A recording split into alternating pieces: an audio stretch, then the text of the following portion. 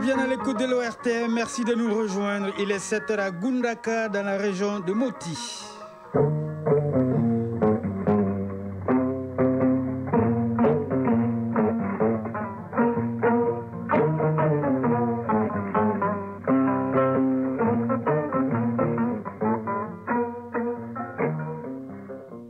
Le journal Kodi Sibi. Mesdames, Messieurs, bonjour. Rencontre entre les directeurs d'académie d'enseignement du pays et le ministre de l'Éducation nationale en vue des dispositions pour la rentrée scolaire 2025-2026. Les questions liées aux difficultés qui entravent le bon déroulement des activités pédagogiques ont été abordées. Objectif, comment bien démarrer la nouvelle année scolaire.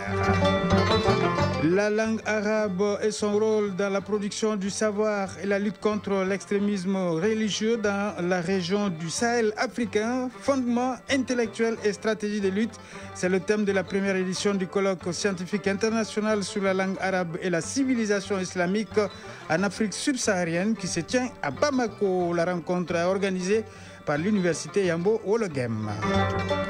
Les sports, compétition africaine de clubs le week-end est dominée par les préliminaires retours. Nos deux représentants, le Stade malien de Bamako en Ligue des Champions et le Djoliba Athletic Club en Coupe de la Confédération reçoivent respectivement demain et dimanche.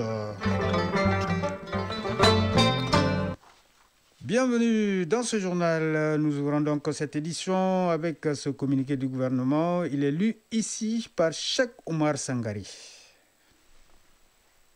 Communiqué numéro 080 du gouvernement de la transition. Le gouvernement de la transition informe l'opinion que la Cour internationale de justice CIJ lui a notifié le 19 septembre 2025 le refus de l'Algérie suite à la requête introductive d'instance du Mali d'accepter la compétence de la Cour au sujet du différend concernant la destruction par les forces de défense algériennes d'un drone de reconnaissance des forces armées et de sécurité du Mali au cours d'une mission de surveillance sur le territoire national malien dans la nuit du 31 mars au 1er avril 2025. Conformément aux règles de la Cour internationale de justice, CIJ, ce refus de la junte algérienne met fin à la procédure devant cette juridiction internationale.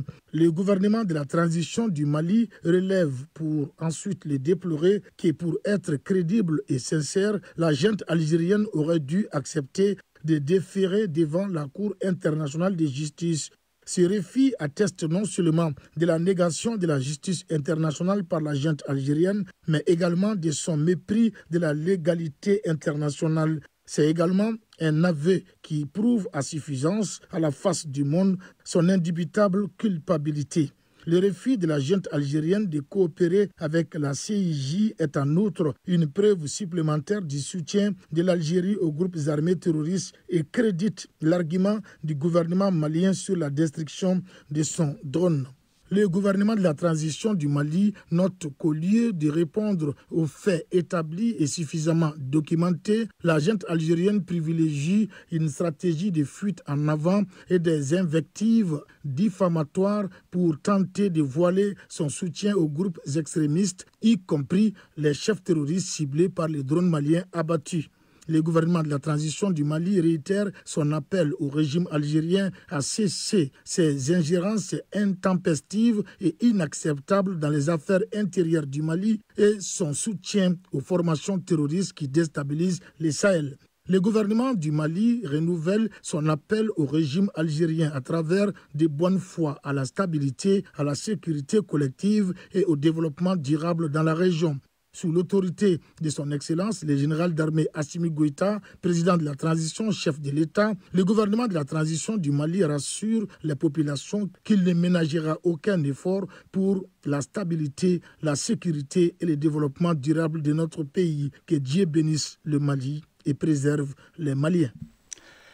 Merci, Cheikh Oumar Sangari. Sur un autre plan, dans le cadre des préparatifs de la rentrée scolaire 2025-2026, les directeurs d'académie d'enseignement du pays étaient face au ministre de l'Éducation nationale et son cabinet.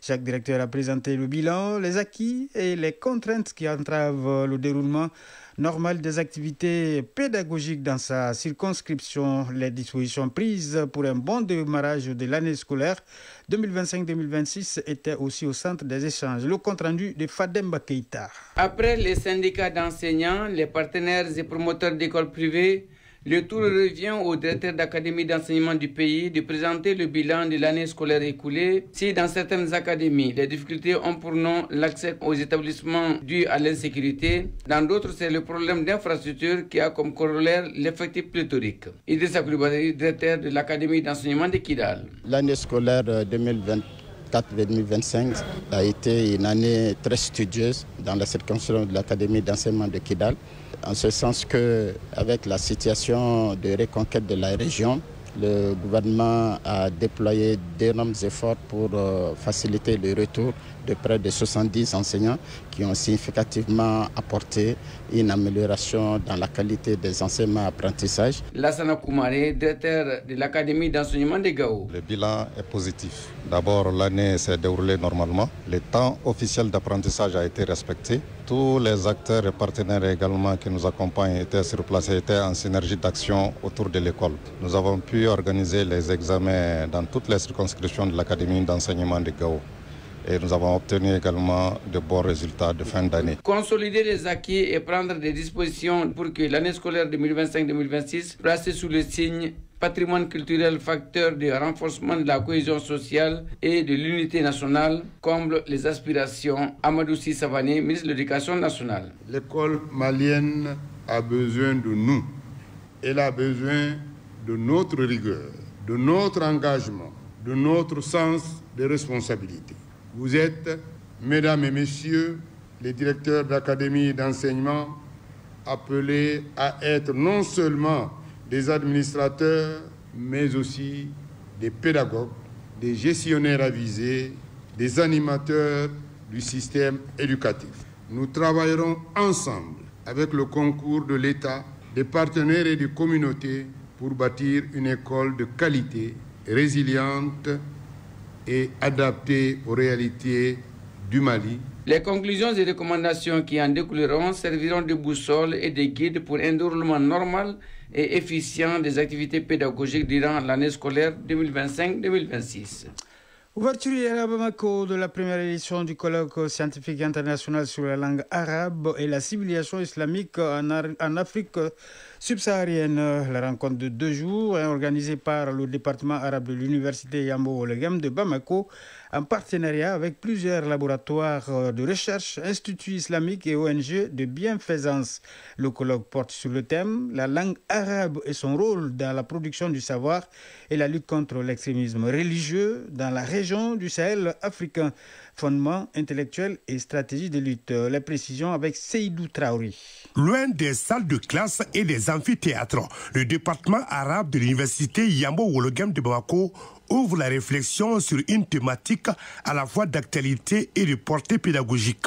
Il s'agit pour les chercheurs universitaires venus du Niger, du Burkina Faso, du Sénégal, de la Guinée-Conakry, du Tchad, de la Libye, du Soudan, de la France et du Koweït de faire de la langue arabe un moyen de promotion des valeurs de tolérance et de cohésion sociale. Professeur Ismaël Zongo Baladji est représentant des laboratoires de recherche.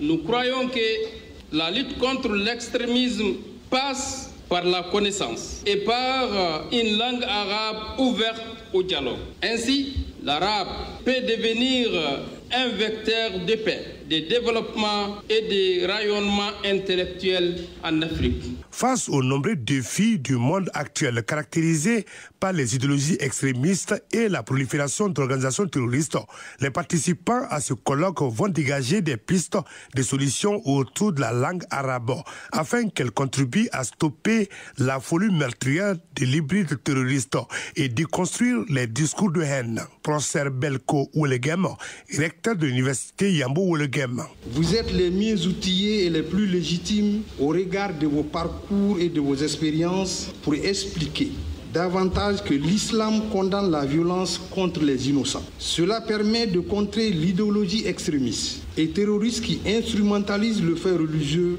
pour des fins très souvent géopolitiques et géostratégiques. Dr Mahamadou Koné, ministre des Affaires religieuses, du culte et des coutumes. L'extrémisme violent que nous sommes en train de parler, pourquoi nous sommes dans la crise aujourd'hui au Mali, dans le monde entier? Ce ne sont pas les musulmans qui ont provoqué les crises, mais les crises ont été provoquées au nom de l'islam et au nom des musulmans. Pour endiguer ces fléaux, il faut conjuguer forcément avec les arabophones dans le monde entier. La rencontre du Bamako autour de la langue arabe, c'est 48 terres de dialogue pour faire de l'arabe un outil de développement et non de lutte pour déstabiliser le Sahel, voire l'Afrique et le monde.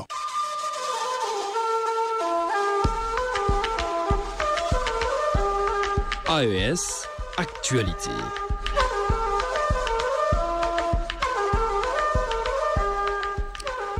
Première escale au Burkina Faso, le gouvernement sécurise les forces combattantes en position à Houndé dans l'Oti. Le ministre de la Sécurité a inauguré la caserne du 23e escadron de gendarmerie mobile à Houndé.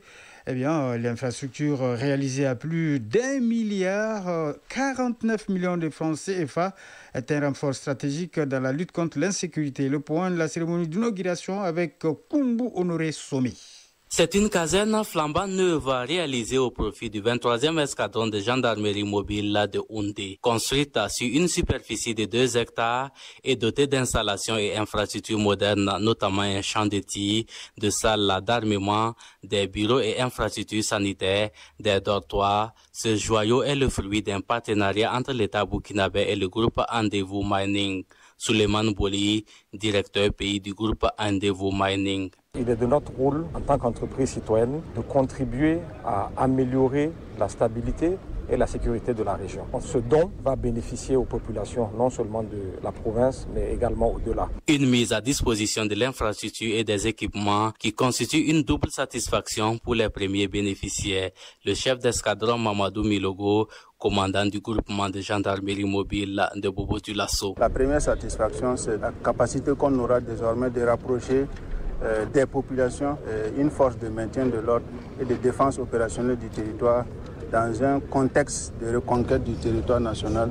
Deuxième satisfaction, c'est de bénéficier d'infrastructures flambant neuves et surtout pour nos activités de formation. Tout en félicitant les donateurs pour ce partenariat fructueux, le ministre de la Sécurité, Mahamadou Sana, a invité la gendarmerie du 23e escadron à faire de cette nouvelle caserne un impact sécuritaire dans la zone. Houndé a une position stratégique tant sur le corridor Ouaga et Bobo, mais également stratégique au regard de la valeur économique de la zone. Donc nous avons exhorté l'escadron réellement à travailler pour que les populations sentent à leur quotidien qu'il y a eu un investissement et qu'il y aura un impact. Nous avons invité la population à faire de cette caserne leur maison, à réellement collaborer avec les gendarmes. En plus de cette nouvelle infrastructure, la société minière Andevou Mining a remis à l'occasion du matériel composé de 3 véhicules, 20 motocyclettes, 2 drones de surveillance, un kit de boxe et du matériel informatique. Au Niger à présent, le gouverneur de la région d'Agadez, le général de division Ibra Boulama Issa, a effectué une visite de travail à Ingal. Objectif, s'enquérir de l'état d'avancement des préparatifs de la cure salée édition 2025. Ce rendez-vous annuel mobilise une grande affluence et revêt un caractère culturel, touristique et économique majeur pour la région. Diallo Abdul Jalil nous en dit davantage. Cette visite à Ingal a consisté pour le gouverneur de la région d'Agadez, le général de division Ibra Boulama Issa, de voir de lui-même et de plus près le déroulement des préparatifs de l'édition 2025 de la cure salée, ainsi de l'entrée principale du site accueillant l'événement, aux villas et cases d'hébergement, en passant par la tribune, le parc de vaccination, la piste des courses, le restaurant et les stands d'exposition. Tout a été visité par le gouverneur Ibra Boulama Issa. Cela fait 3 ans que la cure salée n'a pas eu lieu. Donc il a fallu faire beaucoup d'efforts pour que tout soit réhabilité. Tout soit réhabilité, notamment en termes d'infrastructures, parce que malheureusement nous avons trouvé des infrastructures, je dirais, en mauvais état, souvent vandalisées, avec du matériel quasi absent. Donc il fallait remettre tout cela en place. Cela nous a pris beaucoup de moyens, beaucoup de temps. Et vous avez constaté avec nous que le niveau de préparation est assez bon. L'occasion de cette visite à Ngal, qui annonce l'imminence de la cure salée, a été mise à profit par le gouverneur de la région d'Agadez, le général de division Ibra Boulama Issa, pour lancer un appel à la mobilisation autour de la cure salée 2025. Nous invitons toute la population à pouvoir venir massivement pour assister à cette grande fête. Et nous invitons donc au-delà de la population de la région d'Agadez, toute la population du Niger, à venir célébrer avec les éleveurs. Parce qu'il faut le dire, c'est la fête des éleveurs. Nous avons déjà plusieurs troupeaux d'animaux qui ont commencé à être vaccinés. C'est une très bonne chose. Un appel réitéré au cours d'une réunion ayant regroupé les membres de la délégation du gouverneur, les autorités locales et les représentants de la population d'Ingal. Ingal, une ville aux alentours de laquelle campent déjà les premiers festivaliers et leurs animaux, dont ils prennent grand soin en vue de participer aux compétitions sportives de la cure salée.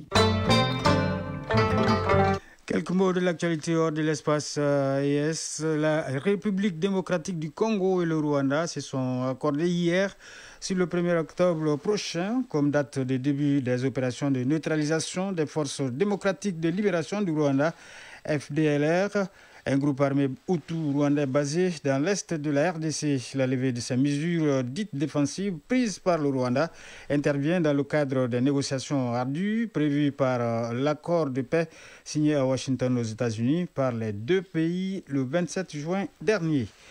Le président du Ghana a mis en garde hier contre la diffusion de la haine anti-migrants à la tribune de l'ONU où il y a auparavant Donald Trump défendait sa politique anti-immigration et dénonçait l'ouverture des frontières. S'exprimant devant l'Assemblée générale de l'institution, le président John Dramani Mahama a estimé qu'il était temps de mettre de côté les euphémismes et sous-entendus codés.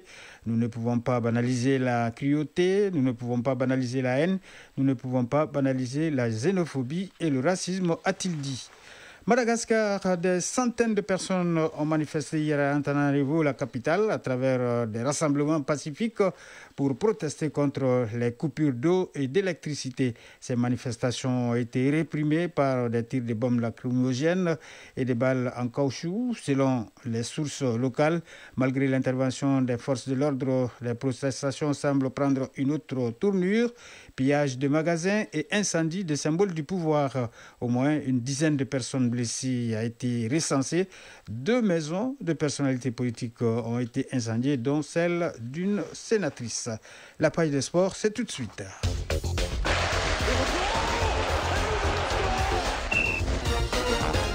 Handball, la Coupe du Mali se poursuit avec les éliminatoires ce vendredi. Championnat national de volleyball, les demi-finales se jouent ce vendredi également dans la salle Mohamed Abdallah Aïdara du 26 mars. Et puis football, compétition africaine des clubs, le match retour du tour préliminaire commence cet après-midi. Le stade Mélène de Bamako en Ligue des Champions jouera demain et le Djoliba en Coupe de la Confédération sera donc concerné dimanche. Le résumé de l'actualité sportive, c'est avec Isaac Tchenou. Compétition africaine des clubs, les matchs retour du tour préliminaire commencent cet après-midi. En Ligue des Champions, Zirimadjou du Comore recevra Remo Star du Nigeria.